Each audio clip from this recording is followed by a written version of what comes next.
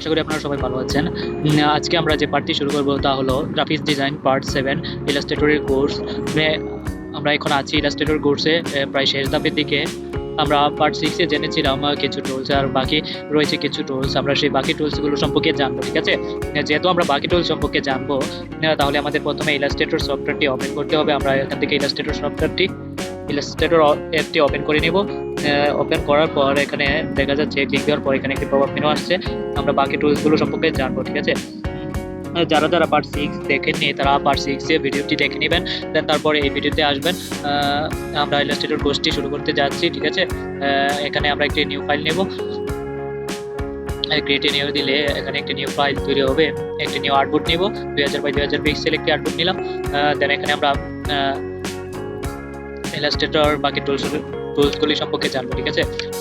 এখানে আমরা গত পর্বে পার্ট 6 এ আমরা জেনেছিলাম bind tools, symbol, spire tools. আমরা এখান থেকে শুরু করব, সিম্বল স্পায়ার টুলস থেকে শুরু করব। তাহলে আমাকে যেহেতু আমরা সিম্বল স্পায়ার টুলসের ব্যবহার জানবো, আমাকে সিম্বল স্পায়ার টুলসে সিলেক্ট করতে হবে। দেন এখানে দেখতে পাচ্ছেন যে একটি গোল সার্কেল তৈরি হয়েছে, এটাকে আমরা কিবোর্ড থেকে থার্ড ব্র্যাকেট দিয়ে এভাবে third bracket, left third bracket দিলে এভাবে ছোট হবে, অ্যান্ড রাইট থার্ড ব্র্যাকেট দিলে এভাবে বড় হবে, ঠিক আছে? দেন আমরা এখান থেকে উইন্ডোতে যাব। উইন্ডো থেকে এখান থেকে সিম্বল লেখাটি খুঁজে বের করব। এখান থেকে এভাবে আপনারা বের করবেন। সিম্বল লেখাটি কোথায় আছে? এই যে দেখা যাচ্ছে এখানে সিম্বল লেখাটি আছে। আমরা সিম্বল লেখাতে ক্লিক করব। আমরা যখন কোনো সিম্বল নিতে চাই তখন ওই সিম্বলে ক্লিক করে আমরা যদি এখানে ক্লিক দেই, তাহলে এখানে আমরা যোগ করলে দেখতে পাবো একটি সিম্বল তৈরি হয়ে গেছে। এখানে একটি ফুলের সিম্বল আমরা নিয়েছি। এটাকে আমরা কিবোর্ড থেকে left side third bracket use করে আমরা ছোট করে দিলাম। মাউসের কার্সরে যে সার্কেলটি আছে, এখন আমরা এভাবে ক্লিক দেব। এখানে দেখতে পাচ্ছেন যে একটি একটি করে সিম্বল তৈরি হয়ে যাচ্ছে। এটা হচ্ছে স্পায়ার টুলসের ব্যবহার, ঠিক আছে? আমরা এখান থেকে বিভিন্ন সিম্বল নিতে পারি। দেন আমরা পরবর্তী এখানে অনেকগুলো সিম্বল লাইব্রেরি থেকে আমরা নিতে পারি, ঠিক আছে? এই যে এই সিম্বল লাইব্রেরি, অথবা সিম্বলে ক্লিক করার পর এখান থেকে ক্লিক দিলে ওপেন সিম্বল লাইব্রেরি ক্লিক করলে এখানে দেখতে পাচ্ছেন অনেকগুলো সিম্বলের লেখা এখানে সাবমেনু তৈরি আছে। আপনারা এখান থেকে সিলেক্ট করে বিভিন্ন সিম্বল নিতে পারবেন। এই যে আমি ম্যাপে ক্লিক করলে এখানে সাবমেনু তৈরি হচ্ছে। আপনারা এখানে ক্লিক করলে এই যে সিম্বলটি তৈরি হয়ে যাচ্ছে। যদি এই যে প্লেনটা দিই, প্লেন হচ্ছে বিমান, বাংলাতে আমরা বিমান বলি, ইংরেজিতে প্লেন বলি। এইভাবে কিন্তু সিম্বলগুলো তৈরি হয়ে যাচ্ছে। দেন পরবর্তী টুল সম্পর্কে আমরা আলোচনা করব, ঠিক আছে? পরবর্তী টুল সম্পর্কে আলোচনা করার জন্য আমাকে সিম্বল শিফটার টুলস, পরবর্তী টুলসটির নাম হলো সিম্বল শিফটার টুলস। এখন আমরা সিম্বল শিফটার টুলসের ব্যবহারটি জানবো। এটার কাজ মূলত এখানে দেখতে পাচ্ছেন অনেকগুলো সিম্বল, এটাকে কাছাকাছি এটাকে নড়াচড়া করানোর জন্য এটাকে ব্যবহার করা হয়। আপনারা এটাকে নড়াচড়া করতে পারবেন, এভাবে শিফট করতে পারবেন। তার প্যাকেট থেকে আমি এটাকে ছোট করে দিই।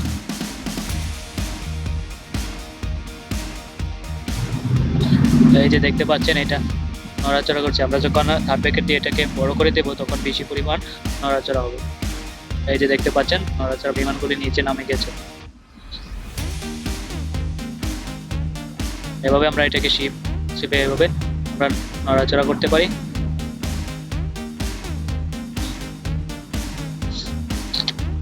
শিফট চেপে না, সিম্বল শিফটার টুলস ব্যবহার করে আমরা নড়াচড়া করতে পারি। এটাকে আবার উপরে নড়াচড়া করে এভাবে ড্র্যাগ এন্ড ড্রপ করতে পারি। এটা হচ্ছে শিফট সিম্বল টুলসের ব্যবহার। দেন আমরা দ্বিতীয় নাম্বারটি জানবো এখন, সিম্বল স্ট্রাকচার টুলসের ব্যবহার। এটা দিলে কি হয়, সবগুলো এভাবে কাছাকাছি চলে আসবে। এটা যখন ক্লিক দিয়ে এভাবে ধরে রাখবেন, এই যে বিমানগুলা, এই যে প্লেনগুলা সবগুলো কাছাকাছি অবস্থান করছে, ঠিক আছে? এই যে এখানে যখন আপনি ক্লিক দিয়ে ধরে রাখবেন, এই যে ফুলগুলা দেখেন কাছাকাছি আসছে আস্তে আস্তে। আমরা যখন কিবোর্ড থেকে রাইট সাইডের থার্ড ব্র্যাকেট দিয়ে এভাবে বাড়িয়ে দেবো, তখন আরো দ্রুত গতিতে কাছাকাছি আসবে। এই যে বিমানে যখন আমি দেবো, এই যে দেখেন এখানে কাছাকাছি আসবে। আবার আমরা যখন অল্টা ধরে এটাকে এভাবে দেবো, তখন এটা আবার দূরে সরে যাবে। এভাবে দেখছেন দূরে সরে গেছে। এটা হচ্ছে 3 নাম্বার যে টুলস, সিম্বল ট্রান্সফার টুলসের ব্যবহার। দেন 4 নাম্বার টুল সম্পর্কে আমরা জানবো, সিম্বল সাইজ টুল। এটা দিয়ে এই যে এভাবে সাইজ বড় ছোট করতে পারেন, এই বিমানটির সাইজ এভাবে বড় করতে পারেন। আবার আলটা ধরে যখন আপনারা দিবেন তখন এটা ছোট হয়ে যাবে। এটা হচ্ছে সিম্বল সাইজ টুলসের ব্যবহার। এই সিম্বলগুলোকে বড় করে দিবেন, এই যে এভাবে দিলে বড় হবে, এভাবে দিলে বড় হতে থাকবে, এভাবে দিলে বড় হতে থাকবে। এটা হচ্ছে সিম্বল সাইজ টুলস এর ব্যবহার। তাহলে আমরা এখন জেনে গেছি প্রায় এখান থেকে তিনটি টুলস এর ব্যবহার, একটি, দুটি, তিনটি, চারটি টুলস এর ব্যবহার আমরা জেনে গেছি। দেন পরবর্তী যে টুলস এর ব্যবহারটি জানবো সেটা হচ্ছে সিম্বল স্পাইনার টুলস। এটা দিয়ে আপনারা সিম্বলগুলিকে ঘুরিয়ে দিতে পারেন এভাবে। এই যে বিমানটাকে উল্টা করে দিলাম, প্লেনটাকে উল্টা করে দিলাম, আমরা এভাবে ঘুরিয়ে দিতে পারেন সিম্বলগুলোকে। এটা হচ্ছে, হ্যাঁ, অনেকটা রোটেটের মতো, আমরা রোটেট করলে যেরকম দেখায় এরকম করে দিলাম। এটাকে আমি চাচ্ছি এভাবে দিতে, এভাবে করে দিলাম, এটাকে চাচ্ছি এভাবে করে দিতে, এভাবে করে দিলাম। তো আপনারা যে কোনো সিম্বলকে এভাবে নড়াচড়া করে রোটেট করতে পারবেন এই টুলস ব্যবহার করে, সিম্বল স্পাইনার টুলস। আর এই যে সার্কেলটা দেখতে পাচ্ছেন মাউসের কার্সরের কাছে, এটাকে কিবোর্ডের থার্ড ব্র্যাকেটে লেফট সাইড দিলে ছোট হবে অ্যান্ড রাইট সাইড দিলে বড় হবে, সবকিছু আগের মধ্যে, ঠিক আছে। দেন পরবর্তী টুলসটি সম্পর্কে আমরা জানবো, সেটি হচ্ছে সিম্বল স্টাইনার টুলস। এটি দিয়ে আমরা সিম্বলকে কালার করতে পারি, ঠিক আছে, সিম্বলকে কালার করতে পারি। আমরা যদি, আচ্ছা, আমরা সবগুলো ডিলিট করে দেই, আর এটাকে আমরা কিবোর্ড থেকে ছোট করে দেই। দেন আমরা এখানে যাব, আমরা উইন্ডোতে যাব, যাওয়ার পর গার্ডিয়ান স্টাইলে দেব। প্রথমে আমাদের কিছু সিম্বল নিতে হবে। আমি এখান থেকে সিম্বলে যাইতে হবে আমাকে প্রথমে। এই যে সিম্বল, ধরুন আমি এখান থেকে বিমানটি নিলাম।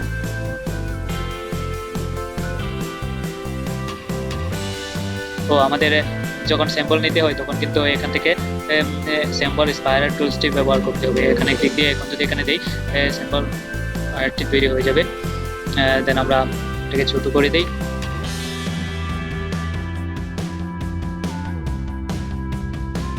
দেন পরবর্তীতে আমরা যেটি জানতে গিয়েছিলাম ওইটা হচ্ছে সিম্বল স্ট্যান্ডার্ড, যেটা দিয়ে আমরা রং দিতে পারি সিম্বলগুলিকে।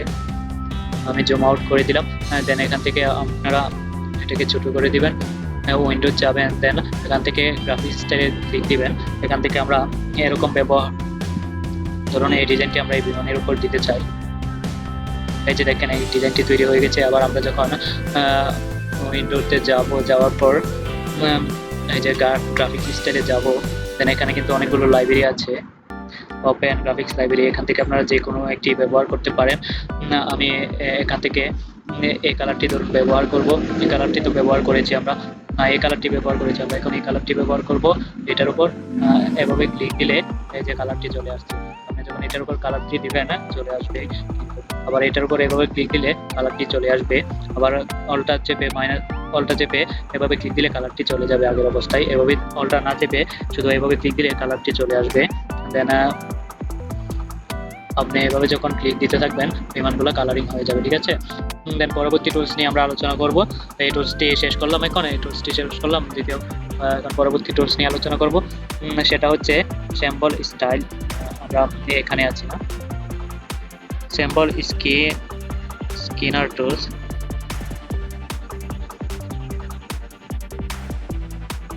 এটা দিয়ে মূলত এভাবে ব্লার কালার দেওয়া হয়। যখন আবার এটাতে আলটা দিয়ে ক্লিক দিবেন, এটা আবার আগের অবস্থায় ফিরে আসবে। এটা হচ্ছে স্ক্রিন টুল। এটা দিয়ে এটাকে যখন মানে ব্লার কালার করতে হবে তখন এটাকে এভাবে একবার ক্লিক দিলে ব্লার কালার হয়ে যাবে। দেন আবার যখন আগের অবস্থায় আনতে চাইবেন তখন কিবোর্ড থেকে অল্টা চেপে ধরে একবার ক্লিক দিলে আগের অবস্থানে চলে আসবে।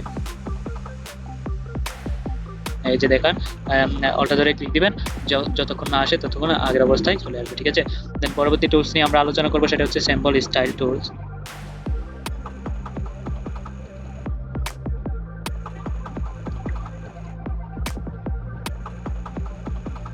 সিম্বল স্টাইল টুলস নিয়ে আমরা আলোচনা করব।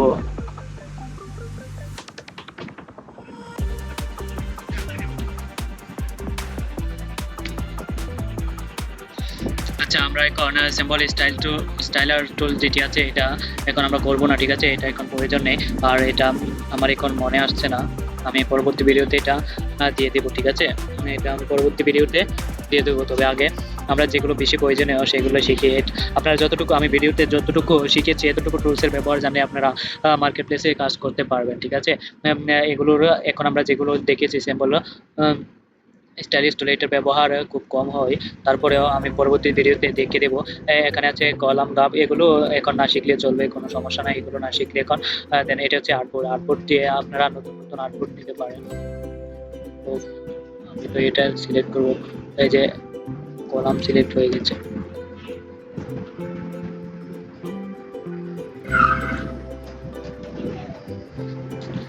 আমরা আর্টবোর্ডটি সম্পর্কে জানবো। আর্টবোর্ডটি জানার জন্য আমাদের এই যে দেখেন, আপনি যখন এখানে ক্লিক দিবেন এভাবে আর্টবোর্ড তৈরি হয়ে যাচ্ছে। এটা হচ্ছে আর্টবোর্ড টুলসের ব্যবহার। এভাবে একটা না একটা আর্টবোর্ড তৈরি হয়ে যাবে। আপনি যেটা আর্টবোর্ড নিতে চান এভাবে আর্টবোর্ড তৈরি করতে পারবেন আর্টবোর্ড টুলস দিয়ে।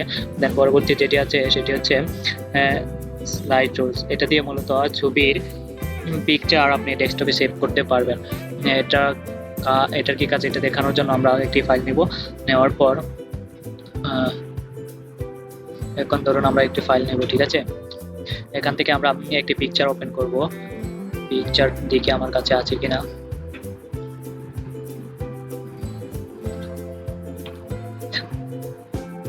গাড়ি কিংবা যে পিকচারটি খুঁজছি দেখি সেটা আছে কিনা।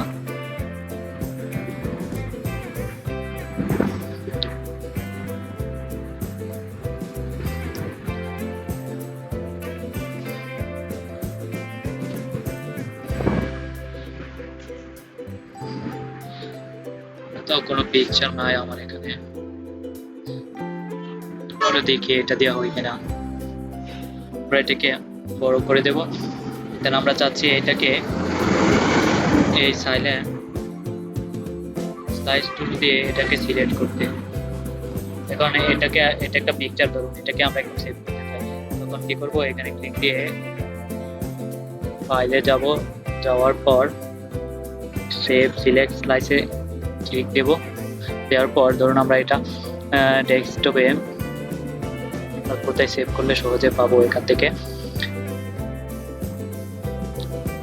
ধরুন লোগো ফাইলে গিয়ে আমরা এখানে এক এক করে সেভ করে দিলাম, ঠিক আছে। আমরা যখন আর্টবোর্ড থেকে কোনো ছবি এভাবে ক্লিক করে এভাবে গ্রুপ করে যখন সেভ করতে যাবেন তখন এরকম ভাবে সেভ করতে হবে। দেন আমরা ডেস্কটপে যাওয়ার পর আমরা যেখানে ফাইলটি সেভ করেছি সেখানে যাইতে হবে। ডেস্কটপে যাওয়ার পর আমরা লোগো ফাইলে সেভ করেছিলাম এক এক দিয়ে, মনে হয় এক এক দিয়ে সেভ করেছিলাম। কোথায় আছে এক এক, কি লোগো ফাইলে সেভ করেছিলাম নাকি অন্য ফাইলে? অনেকগুলা এক থাকবে। এই যে ইমেজের ভিতর সেভ করেছিলাম, এই যে এক এক দিয়ে লোগো ফাইলের ভিতর ইমেজের ভিতর দিয়ে আমরা সেভ করেছিলাম। গ্রুপ করে আপনারা যখন ইলাস্ট্রেটর থেকে গ্রুপ করবেন এভাবে আপনারা গ্রুপ করতে পারেন। এটা হচ্ছে স্লাইস টুলসের ব্যবহার। দেন পরবর্তীতে আছে স্লাইস সিলেকশন টুলস দিয়ে আপনারা সিলেক্ট করতে পারেন। সিলেক্ট করে এভাবে এটাকে একটু বড় করে সিলেক্ট করে তারপর এভাবে সেভ করে ডেস্কটপে সেভ করতে পারেন, ঠিক আছে। এখান থেকে সেভ সিলেক্ট দুইটা কাজ পাই কি। দেন আমরা পরবর্তী ক্লাসে জানবো আমরা পরবর্তী টুলসটি জানবো হ্যান্ড টুলস। এটা দিয়ে আপনারা এভাবে নড়াচড়া করতে পারেন। এভাবে নড়াচড়া করে আপনারা যখন ডিজাইন করবেন তখন এভাবে নড়াচড়া করতে হবে, করে ডিজাইন করতে হবে। এটাকে আমরা ডিলিট করে দিই। আপনারা যখন আর্টবোর্ডটি নড়াচড়া করবেন তখন হ্যান্ড টুলে ক্লিক করে এভাবে নড়াচড়া করে ডিজাইন করতে পারবেন, এদিক সেদিকে নিতে পারবেন। এটা হচ্ছে হ্যান্ড টুলসের ব্যবহার। দেন পরবর্তী টুল যেটি আছে সেটি হচ্ছে পিন টাইলিং। এটা এখন আমাদের জানা দরকার না, এটা যখন পিন করা হয় তখন ব্যবহার করা হয়। দেন পরবর্তী সার্চ, এটা দিয়ে আপনারা জুম করতে পারেন। এটা হচ্ছে জুম টুলস, জুম করতে পারেন। এভাবে ক্লিক দিলে বড় হবে, এভাবে ক্লিক দিলে ছোট হবে। এই যে দেখেন এভাবে যখন আমরা নিচে আনবো এভাবে জুম টুলসটিতে ক্লিক করে আমরা যখন এভাবে নিচে আনবো এটা ছোট হতে থাকবে, এন্ড এভাবে যখন উপরে নিব এটা বড় হতে থাকবে।